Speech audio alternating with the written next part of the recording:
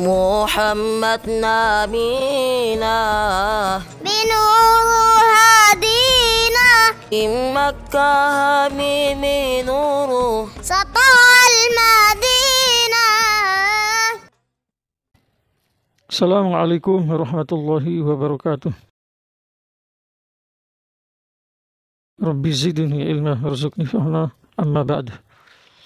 Pertanyaan, apakah masakan yang dimasak atau makanan yang dibuat oleh orang kafir, yang Yahudi, Nasrani, dan orang-orang yang beragama selain Islam, boleh dimakan atau tidak? Jawabannya boleh. Selagi makanan yang dibuat, makanan yang dimasak sama orang-orang yang beragama selain Islam belum dipastikan kalau di bahan baku makanan mereka itu terbuat dari bahan yang dalam agama Islam itu dinyatakan haram, dinyatakan najis, maka selama itu makanan mereka masih boleh dimakan. Walaupun kita tahu bersama umumnya orang-orang di luar Islam itu memakan binatang, memakan makanan yang dalam agama Islam itu dinyatakan haram, dinyatakan najis. Tetapi kembali ke hukum asal. Hukum asal, segala sesuatu Allah ciptakan untuk kemanfaatan manusia. Jadi apa-apa yang ada di muka bumi ini adalah Allah ciptakan untuk kemanfaatan manusia. Wallazi khalaqa lakum ma fil ardi jami'an. Dialah yang menciptakan lakum, yakni linna, nafi. Lam di situ bermakna manfaat bagi kamu, apa-apa yang ada di muka bumi. Maka apa yang Allah ciptakan untuk manusia sebagai manfaat bagi mereka, tentu aslinya bukanlah yang haram, aslinya bukanlah najis, aslinya bukanlah memudaratkan mereka. Paham tidak? Aslinya seperti itu.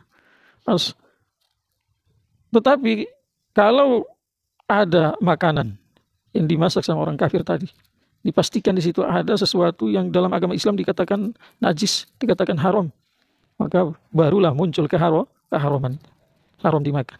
Tetapi perlu digarisbawahi bahwa kebolehan memakan makanan yang dibuat dimasak sama orang-orang kafir itu bukan kehalalannya, itu bukan seperti mana makanan yang dimasak sama orang Islam.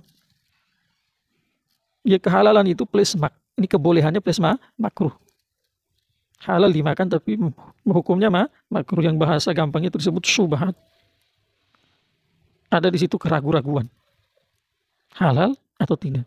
Halal atau tidak? Haram atau tidak? Seperti itu. Jelas nih? Tadi di situ disebut syubhat. Begitulah hukumnya, cuma yang terbaik tidak dimakan. Yang terbaik adalah tidak dimakan. Kenapa? Perkara yang syubhat itu akan mempengaruhi rohani, walaupun orang tidak berdosa.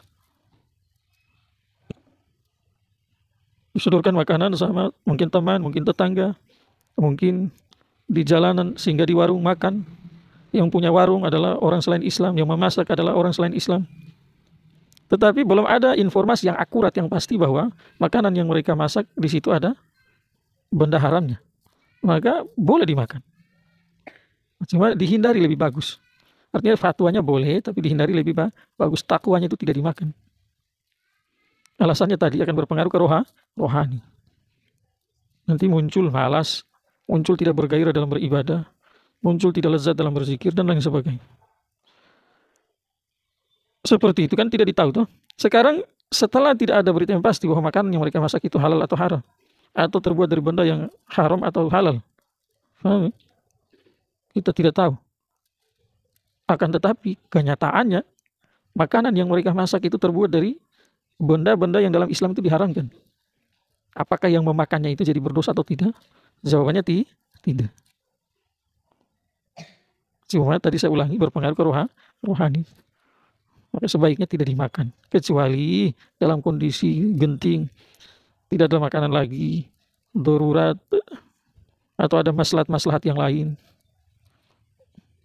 Tetap selagi tidak ada uzur-uzur syar'i, sebaiknya jangan dimakan demi kenyamanan. Pertanyaan, bukankah di dalam makanan mereka walaupun tidak dipastikan ada yang haram atau tidak, tetapi di situ ada ragu-ragu? Jawabannya, ragu-ragu tidak bisa mengalahkan yakin. Yakin itu suci, yakin itu halal. Ragu-ragu itu muncul belakangan. Maka ragu-ragu tidak bisa mengalahkan yakin. Al-yaqin la yazalu bisyak. Yakin tidak bisa hilang sebab ragu. Seperti itu. Semoga bermanfaat. Subhanallah.